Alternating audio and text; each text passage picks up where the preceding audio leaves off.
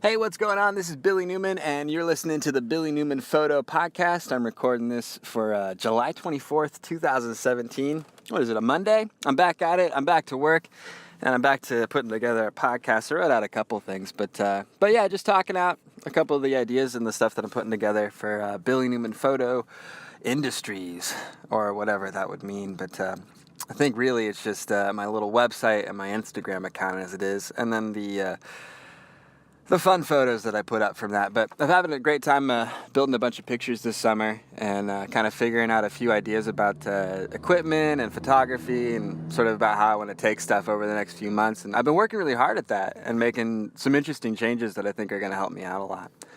But it's coming together a little slower than I thought, but probably about the right amount of time. What I think maybe mentioned on that last podcast is I've been shooting Nikon for years. I've talked about it a handful of times. Like I had a ton of film cameras for Nikon stuff. I always had sort of a small number of mediocre Nikon lenses that I had, and then I kind of moved around between a Nikon D2H as like the camera that I learned on years ago when I was in college, and then I shot a bunch of stuff with that. And then I got a Nikon D3, moving up to the full frame section, and then I found out I was kind of tired of that, or what I realized is that these just still look like my pictures.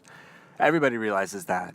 Everybody knows it's not like gear related as it were in all ways. And it's not that the gear is what's going to change the look of the photographs, but it's more about what's required now or what's necessary now. Where do I need to go to? And I really need to keep that in mind. But ultimately what I decided is that I wanted to get rid of all that Nikon stuff and shift over to something else, or just kind of make a move and try it out for a short period of time, or a long period of time if it ends up being something that I really like. But I wanted to reinvest. I wanted to try and go for the Sony equipment that I've been really interested in, and I've kind of appreciated some of the stuff that they've been doing on that side of it. I've started working with Sony equipment for the production photography stuff I do for work, and I'm really impressed with the results for it. But that's why I sold a bunch of stuff through eBay. I sold a bunch of stuff through KEH. I've tried to reaccumulate that money together so that I can go out, buy a couple lenses, buy a good body, and try and get to work this summer with some of that equipment. I've kept a couple film cameras and a couple film lenses, and that's definitely getting me by for this time of year in the summertime. Going around taking photos of stuff with film has always been one of my favorite hobbies, so I'm having a good time with that. But my interest is to try and get a Sony A7R pretty soon. I'm probably going to go with that used body and then update that body when I can, or in the next year and a half, 2 years or something like that, when I amortize it and use the value of the camera up a little bit. But what I'm going to try and do is focus on collecting some of the better lenses for stuff. Still, good lenses, probably primes is sort of what I was leaning toward now. It seems like prime lenses is what I spend most of my time with, trying to photograph stuff with like a nice wide angle prime, or like an 85 1.8 prime. That's kind of, I think, some of the stuff that I'm going for. But I really end up kind of choosing that type of photography most of the time, and I think I'm most interested in the way that those photos come out, or just the look of it, the compression of it, the way that things come together. I find that I'm pretty happy just moving forward a little bit or back a little bit to get the photo I want instead of using a zoom lens all the time. And I like the flexibility of the wider aperture stuff that you get with the prime lenses. And I'm impressed with the reviews on a lot of the new equipment that's out there for these Sony cameras. So all of that seems like it would be a real big upgrade for what I've been used to in some of the 10-year-old camera equipment collection I've been putting together for the last little while. So I'm trying to put that camera gear together. It's going a little slower. Like I was saying, I sold a bunch of it to KEH. Like I sold a lot of my lenses and a lot of the camera bodies I had back to them. I put it in this real big box. It was 2 weeks ago, 2.5 weeks ago now. I put it in this real big, like 18-inch box, filled it with packing peanuts, and it went off to Georgia. I just got an email today that it's in Georgia, and they're reviewing it, and they're figuring out what money to give me, right? I'm sure it'll be a huge amount. So all that's going to be reinvested back into the camera equipment. But it was interesting kind of working with KEH a little bit and doing some sales back to them. And then also working with eBay to try and sell some of the items. Like I sold the D3 on eBay, and I may have made more money by selling it on eBay than going directly through KEH. I think some of the digital camera bodies, they get a little depreciated when you're selling them back to KEH.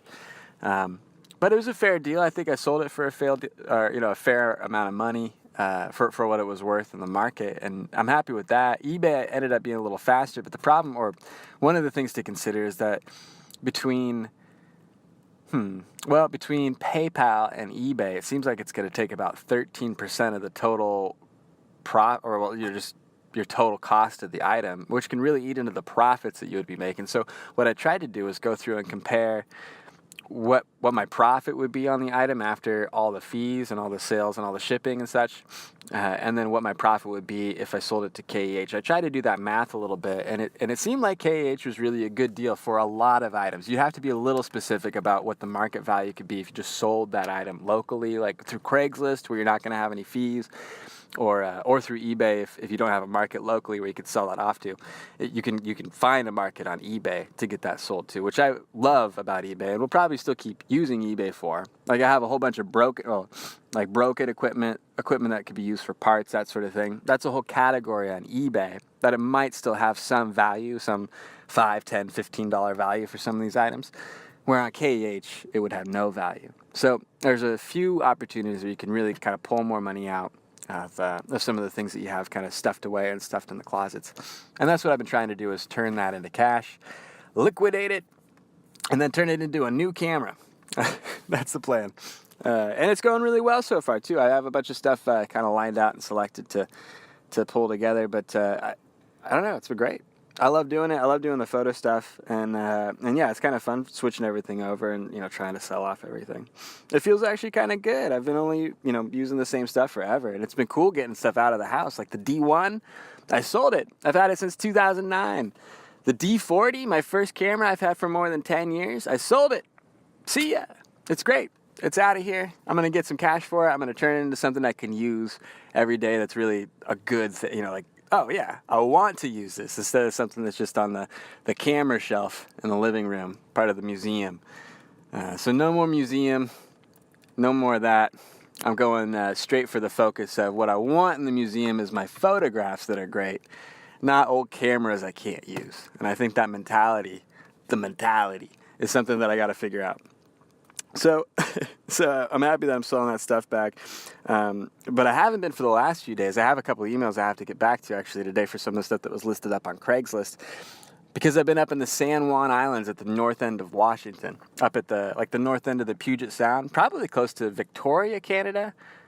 I'm not really sure how that all works out, but there's that big island that kind of jets off right past Vancouver. Is it Vancouver Island, Prince Edward Island? I don't know which one it is, but that area where Victoria is, and then south of there, in between, past the border of Canada, as you come into the United States, there's a series of islands that are out in this gap in the Puget Sound, and that's the San Juan Islands. And I went up to spend about 4 or 5 days on Orcas Island, which is really cool, and it really reminds me a ton of Oregon, a ton of Applegate, Oregon, strangely. It's kind of like a small town. It's got a lot of forested trees, a lot of greenery, a lot of open fields. Seems really mellow, peaceful. And it just really reminded me a lot of like the countryside out in the Willamette Valley, or the countryside out in southern Oregon. It just had this feel to it that kind of caught on to me a couple times. But it was great being out there. It was great taking photographs. It was fun spending some time in sort of a small, kind of quaint little area like that. It was cool being on an island like that. I'd never been up there before. One thing I noticed in the evenings, we were going to go photograph the sunset, but we'd moved so much further north that the sunset was almost an hour later. It was like, well, I think it was, so we're almost in July now. We've been kind of pulling back from the solstice a little bit. It's a little bit darker now. The sun was setting at like 8:55. There was still a sun up. We would never have that here. Here in this part of Oregon, it's about 8:30 and the sun's going to go down. And that's on the solstice too.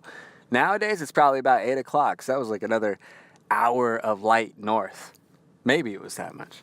But it was cool. It was fun being up there. We had a great time spending some of our days for summer break up there. Interesting weather, though. I don't know if I could really swing it in that part of the world. Seattle, Tacoma, that whole Puget Sound area was sprinkly and rainy the whole time. As soon as you crossed the Oregon border up into Washington, it was just sprinkly and misty and kind of cloudy. It would blow through. You'd see some sky. But not enough, though. I don't know if I can handle it forever. But it was cool making it past Seattle, making it up toward Bellingham, cutting over. I've never really been up in that area before, but it makes me feel like I really need to get more familiar with that. Like, I never really consider the amount of population it is between Portland, Tacoma, and Seattle, and then probably on out from there. I mean, the Seattle area kind of stretches up in population up into Kirkland and past there into, was it Bellevue, Everett. That whole area, it seems like there's, a significant number of people that live in the Northwest. I always have this perspective of sort of like Corvallis to Redding, California, where there's no big town, but it's 6 hours of driving. And so I always have this perception that there's really nothing out there. There's nothing even further north than that either. But there is. I just don't know about it. So I need to dream a little bigger, it seems like.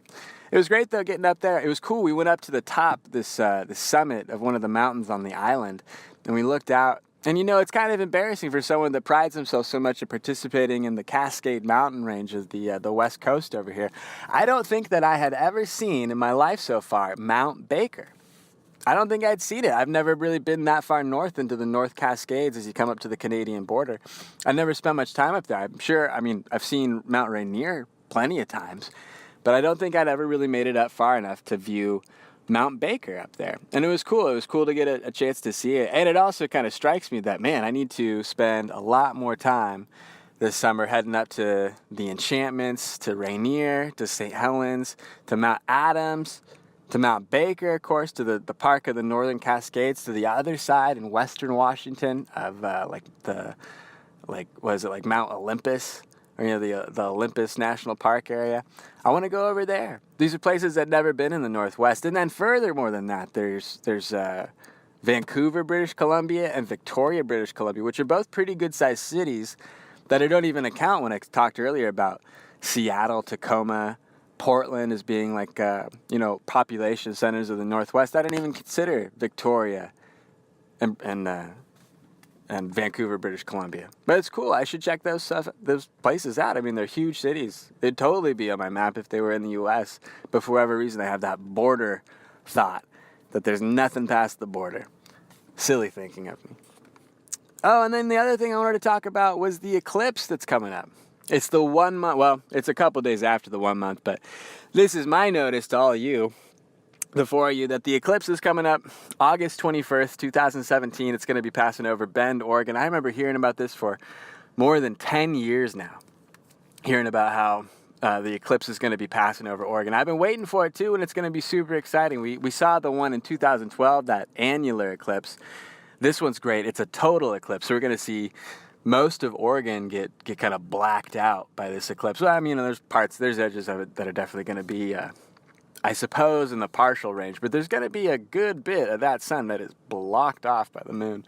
And I think a lot of areas in that path are really going to see a significant amount of darkness come over, which will be really cool. I'm working to get right in that path. I think it's like just south of Portland, kind of through Salem, in between Mount Jefferson and Mount Hood, and it kind of slides out north of Bend into the Ochocos, into like the Fremont National Forest or whatever that is, and then out toward Ontario, into Idaho, into Utah, and then so on and so forth down into Florida, I suppose is what it is. I think it starts at 10 a.m. that day.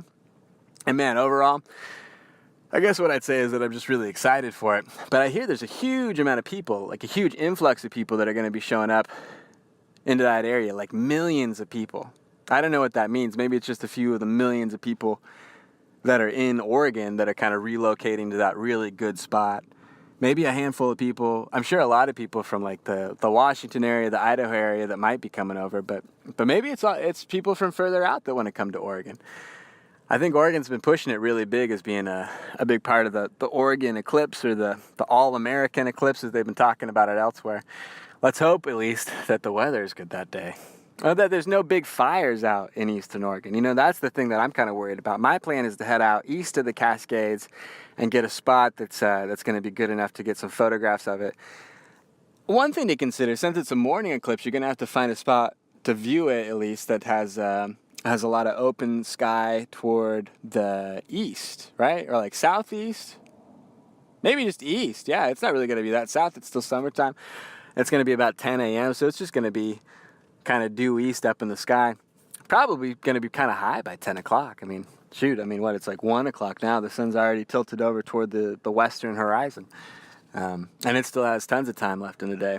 But yeah, it's going to be a great time being out there. I'm going to do a scouting trip. This is how much I've been thinking about it. So I want to go out and I want to scout an area in the Ochicos, in the John Day area, in the Jefferson Wilderness area, any of those areas. I'd love to try and find like a spot for a camp, But that's what I hear is that in Bend, all the hotels have been sold out. All of those consumer prices have just been inflated to this insane degree for all the tourists and people that are coming in.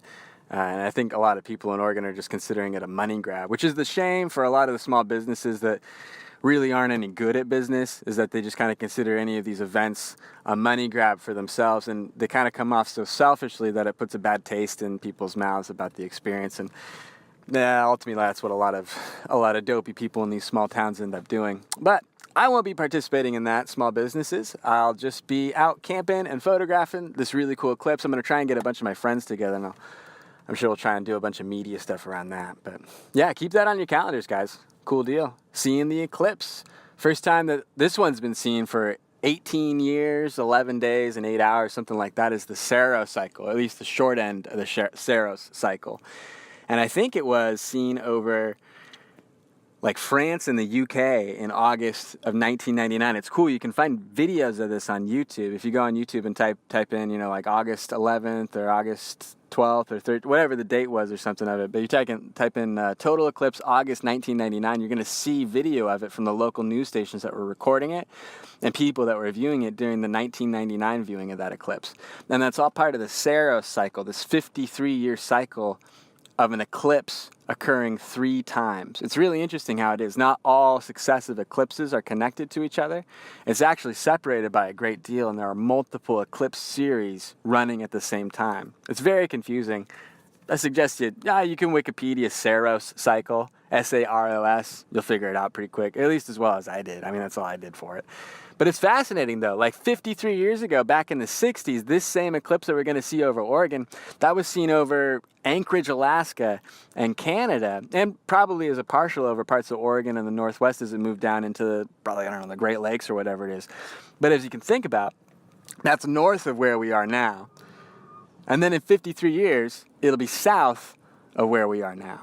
So it kind of moves down as it kind of progresses over the years. And then the reason that 18 years ago it was over the UK and France, probably 18 years before that it was over China and Russia, that's because the Saros cycle is so specific that it's an 8-hour offset every time that eclipse appears.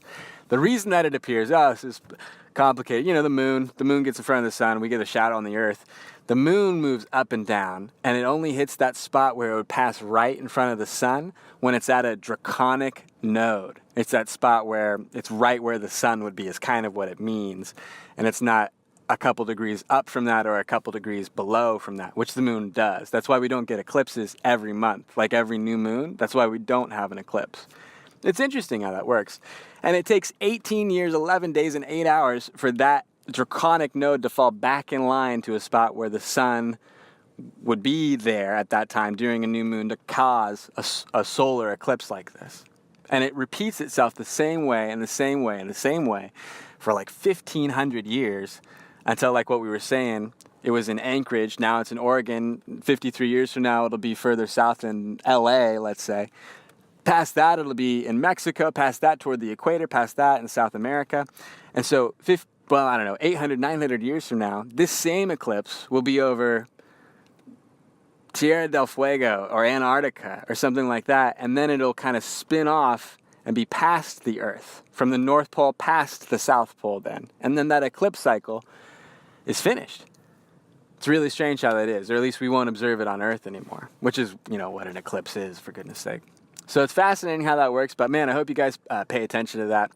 And then, since I've talked about eclipses for so long, I hope you guys remember to go check out the photographs that I'm putting up on Instagram, on Facebook, on Twitter, on everywhere else. I probably have a story or something on Instagram to go around with that too. But yeah, check out some of these pictures. It's a bunch from the San Juan Islands, a lot from Eastern Oregon, Oh, check out that Pleistocene photo too. I thought that one was well, that's not Pleistocene, but it's this picture of Heart Mountain and then the lake that would have been out in front of Heart Mountain, but it's emptied now, right? Emptied for 600, 1,000 years, 2,000 years, 3,000 years, whatever it was. But after this, the Pleistocene, after the Ice Age, that whole area was filled with water. Now it's dry. It's really cool to kind of be up above it and sort of visualize it that way. But check out those photos. Check out some of the flower photos, some of the foxglove, some of the wild stuff. It's all over the place. So thanks a lot for listening to this episode of the Billy Newman Photo Podcast. Hope you guys tune in again next time. Bye.